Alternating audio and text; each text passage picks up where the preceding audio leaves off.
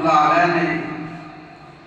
اپنی کتاب میں یہ لکھتے ہیں بزرگ کہ مجھے حالت کشف کے ذریعے دکھایا گیا کہ جب کوئی بندہ کلمہ پڑھتا ہے لا الہ الا اللہ محمد رسول اللہ صلی اللہ علیہ وسلم، جب مسلمان ہوتا ہے تو سرکار کے سینے سے،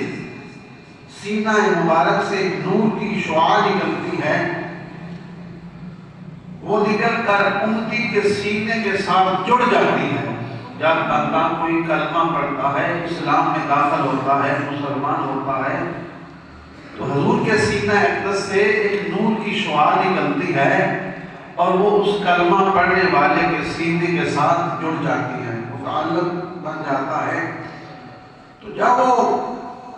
درود شریف پڑھتا ہے کثرت سے، حضور کی اطاعت کرتا ہے، فرما برداری، حضور کی بات مانتا ہے، تو وہ تعلق مضبوط سے مضبوط تر ہوتا جاتا ہے اپنے نبی کے ساتھ۔